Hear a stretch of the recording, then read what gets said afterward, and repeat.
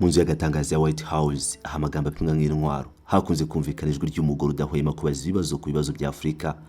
Abenshi baramuzi, kuri bamwe ni imirimbanyi, naho ku bandi ni ijwi rya politike ryambaye umwambaro w'itangazamakuru. Izina rye ni Haryana Velas Victoria. Mu myaka yashize Velas yagaragaraga nk'umunyamakuru ufite umuhate wo kumvikanisha ibibazo by'umugabane wa Afurika, ariko kamezi yagiye ahita uko intambara yo mu burasirazuba bwa Repubulika ya Demokarasi ya Kongo yakomeje kurushaho gukomera, ni nako izina rye ryatangiye kuvugwa mu makazi ikomeye. Ese Haryana Velas aracyari umunyamakuru cyangwa yahindutse igikoresho cya politiki? Because they still in DRC. I just came 2 weeks ago. You did, yeah. Yeah. Rwanda violate the agreement. Haryana Velas Victoria afite imyaka 42, akomoka muri Angola, igihugu cyanyuze mu mateka akomeye y'intambara n'ivangura. Niho yakuriye, niho yatangira umwuga w'itangazamakuru, akora kuri TPA, Televisão Pública de Angola. Muri icyo gihe mikoro yavugiraga Afurika, yabazaga ibibazo bikomeye, akanashimirwa n'abakurikirana politiki mpuzamahanga. Yari umwe mu banyamakuru bake b'Abanyafurika babonaga ijambo muri White House, ahantu havugira amahanga akomeye. Ariko aho bigeze mu ntangiriro za 2025 hari ikintu cyahindutse. Mu ntangiriro za 2025 Perezida Felix Antoine Tshisekedi Tshilombo yatangiye gusaba Leta Zunze Ubumwe za Amerika ubufasha mu ntambara yo mu gihugu cye. Kuva icyo gihe amagambo tumenyereye ava Kinshasa yatangiye no kumvikana mu kanwa ka Haryana Velas. U Rwanda rufasha AFC M23, u Rwanda rwatera Repubulika ya Demokarasi ya Kongo, ubushotoranyi bw'u Rwanda. Ibi birego ubutetsi bwa Kinshasa bumaze imyaka 4 bubishinja u Rwanda. Byahindutse umurongo umwe w'ibibazo bya Velas muri White House. Ntiyarakibaza kuri Sudani y'Epfo, Somalia cyangwa Sahel. Afrika yose yasigaye isa n'iyibagiranye. Ku mbuga nkoranyambaga ze X na YouTube, ubutumwa bumwe gusa: RDC, RDC, RDC. Kwa 27 Kamena 2025 Velas yakoze ikintu cyatunguranye. Mu kiganiro cyari kiri kubera muri White House, yabwiye Perezida Donald Trump ko Felix Tshisekedi ashaka kumutanga mu bazahatanira igihembo cy'amahoro cya Nobel. Trump yaramwenyuye asubiza mu buryo bugaragaza ko ari bwo bwa mbere abyumvise. Nta tangazo ryari ryarigeze rikorwa na Kinshasa kuri uwo mugambi. Ibi byongeye gukurura ibibazo. Ese Velas yaravugiye nde? Ese yavuze nk'umunyamakuru cyangwa yavuze nk'intumwa? Mu gushyigikira uwo murongo, Velas yatangiye gusangiza no gusakaza ubutumwa bw'abantu bazwiho kurwanya Leta y'u Rwanda, barimo n'abamunzwe n'ingengabitekerezo ya Jenoside. Icyavugaga n'abo Rwanda cyose cyabonaga umwanya, icyavugaga ku ruhande rwa FDLR ku bwicanyi bukorerwa abanyekongo b'abatutsi cyo nticyumvikanye. Ku wa 4 Ukuboza 2025 u Rwanda na Repubulika ya Demokarasi ya Kongo byasinye amasezerano y'amahoro i Washington ku bufasha bwa Amerika, ariko Velas yabajije ikibazo gitandukanye n'ibikubiye muri ayo masezerano: ni ryari ingabo z'u Rwanda zizava ku butaka bwa Kongo? The troop needs to withdraw from DRC. When we will see the withdrawal, Mr. President? See very quickly. I think you're going to see things happen. This is something that was not doable, according to a lot of people, and not only is it doable, I think it's going to be a great miracle. These two gentlemen are leaders, they're great leaders, and they're going to prove that in the coming months and years. And I think you're going to see very immediate results. I have confidence that that's what's going to happen. Thank you very much, everybody. Trump amusubiza ati ni vuba cyane. Abasesenguzi babibonye nk'ikibazo cyateguwe kuko nta hantu na hamwe amasezerano yavugaga ko ingabo z'u Rwanda ziri muri Repubulika ya Demokarasi ya Kongo. Amasezerano ya Washington yashimangiye gusenya umutwe w'iterabwoba wa FDLR umaze imyaka myinshi ufashwa na Leta ya Kongo. FDLR ni umutwe Amerika ubwayo yashyize ku rutonde rw'imitwe y'iterabwoba. Ni umutwe wagize uruhare mu bwicanyi ndengakamere no mu guhungabanya umutekano w'akarere. Ariko Haryana Velas ntigeze awuvuga, ntigeze abaza Repubulika ya Demokarasi ya Kongo ku ruhare rwayo muri Wazalendo. Ibyo byose yarabyirengagije.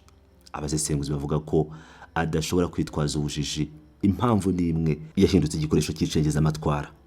Hari amakuru ahamya ko mbere yo kubaza Trump kiriya kibazo, Velas yari yarahawe amadolari 4,000 na Leta ya Repubulika ya Demokarasi ya Kongo. Hari n'ikindi kibazo yari yiteguye kubaza, cyari cyateguwe n'umuvugizi wa guverinoma ya Repubulika ya Demokarasi ya Kongo, Patrick Muyaya, ariko ikiganiro kirangira atabonye umwanya. Umunyamakuru w'umunya-Uganda Andrew Mwenda yaravuze ati ntimutuka itangazamakuru muryitiriye uyu mugore n'umunyapolitike wishyuye kugira ngo arabike u Rwanda. Muri Mutarama 2026 Velas yagiye Kinshasa n'Igitega agirana ibiganiro na Tshisekedi na Perezida Evariste Ndayishimiye. Ikiganiro cy'iminota 47 yagiranye na Ndayishimiye ntikigeze gisohoka kuri YouTube ye, nticyanyuze no kuri televiziyo y'u Burundi, cyanyuze kuri RTNC Repubulika ya Demokarasi ya Kongo gusa hashize iminsi yagishije no ku rubuga rwe rwa YouTube. Ibi byahise bigaragaza ko ubutumwa bwari bugenewe abanyekongo mu murongo wa politiki ya Kinshasa.